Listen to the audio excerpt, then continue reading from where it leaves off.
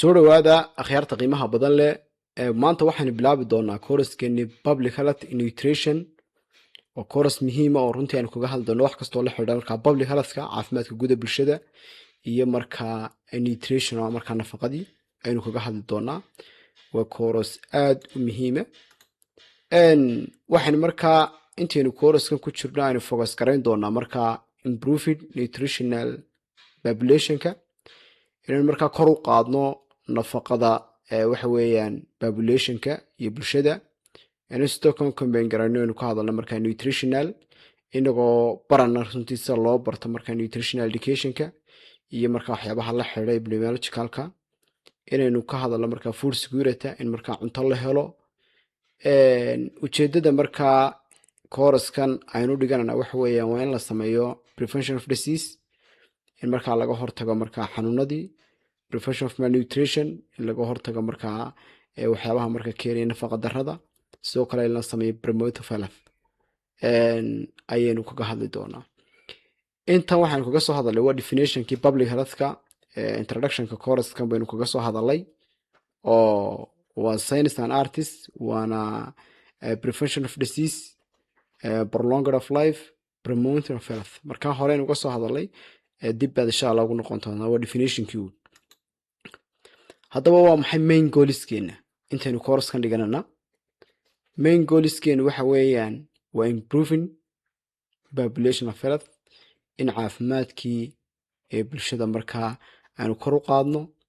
sidoo kale waa in prevention sameyn nutritional and related diseases, xanuunada markaa la xidhiidha nafaqa darrada, kuwa markaa si toosa ula xidhiidha iyo kuwa markaasi aan indirect ula xidhiidhaba inaynu markaa iyadana siyaabaha looga hortago ayaynu ku baran doonaa.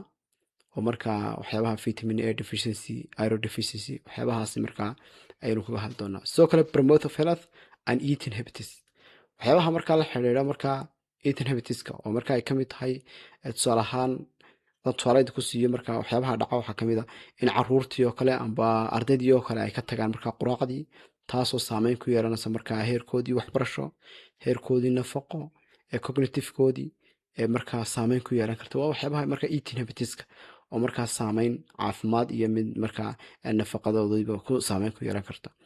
sidoo kale in la reduce gareeyo markaa public health inequalitiska, in la helo markaa access health service, in la helo adeeg caafimaad, tusaalahaan hooyadii iyo dhallaanka inay helaan MCH ku habboon, ay ka heli karaan adeegooda caafimaad xilliga hooyada uurka leedahay, inay ka heli karaan markaa wax kastoo hooyada ay u baahnayd in ayadana la helaa waa muhiim.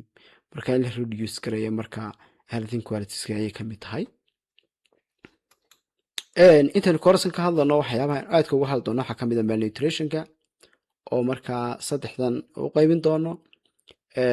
undernutrition oo markaa ah iswestin iyo statin, ilmihii markaa statin u noqdo. statin waxa weeyaan waa hagaas, in ilmihii hagaaso.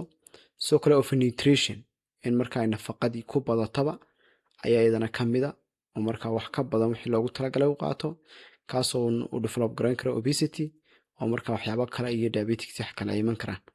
sidoo kale micronutritional deficiency baynu kaga hadli doonaa ayaynu kaga hadli doonaa. intaynu kooraskan dhiganana waa maxay target populationkeenu? target populationkeenu waa vulnerable groupska, waa dadka nugul weeye. oo dadka nugul yaa kamid a waxaa kamid a hooyada uur kale, pregnancy women, hooyada markaa naaska jaqsinaysa ilmaha, waxaa kamid a caruurta 5 sano ka yar, especially caruurta markaa 2 sano kasii yar, dadka markaa waaweyn olejka ayaa kamid a. kuwaasi markaa waa dad u nugul runtii activityga wax kula soo bixi karaan ay yaryihiin. waa dad inta badan dad ku tiirsan, waa dad runtii hadday nafaqa darra iyo markaa xanuunadaba dadka u nugul weeye. markaa dadkaasna waxyaabahan ka hadli doona kamid public health and nutritional in development countries.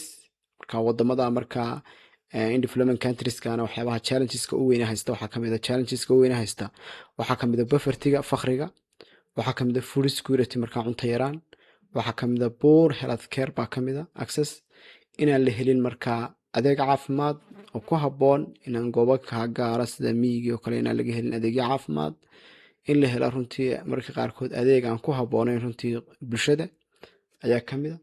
waxyaabaha kale saameynta leh waxaa kamid ah high disease burden, culaysyo badan oo jira hadday tahay communicable disease iyo non communicable diseasekiiba inay markaa xanuunada sii badanayaan oo culeysyada haystay kamid tahay. waxyaabaha deterministka of malnutritionka go-aamiye waxaa kamid a markaa waxyaabaha go-aamiye waxaa kamid a incomeka qofka, waxaa kamid a educationka aqoontiisa, waxaa kamid a food availabilityga in cuntada la heli karo, waxaa kamid a culture iyo beliefiska waxyaabaha markaa aaminsan saameyn bay ku yeelan kartaa wayna arki doonaa.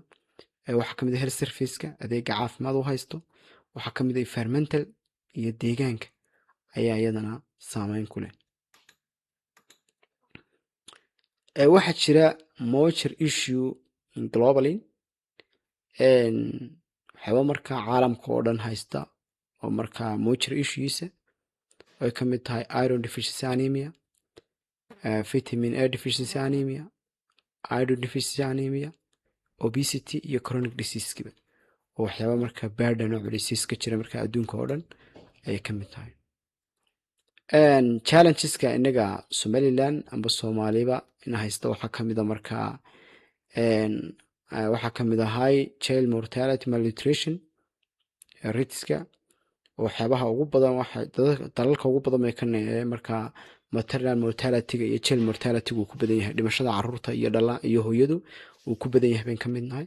waxyaabaha ina haysta waxaa kamid a abaaraha, food storageka ayaa iyadana saameyn weyn nagu leh. waxyaaba aadka markaa saameynta noogu leh waxaa kamid a limitation health serviceka inaan la helin markaa goobo badan runtii ay kamid tahay meelaha rural areaska miyiyadu inaan runtii adeeg caafimaad laga helin, in runtii waxaad moodaa in ku tiirsanahay health markaa ay ku tiirsanahay secondary health care, in waxaad moodaa goobo badan oo wadankeena kamid ah in primary health care kuna shaqayn, MCHda ayna shaqaynin, ayna runtii ayaa jira markaa limitationka amba waxyaabaha ugu waaweyn challengeska ugu waaweyn haysta waxaa kamid a markaa limitation health service ba ayaa kamid a.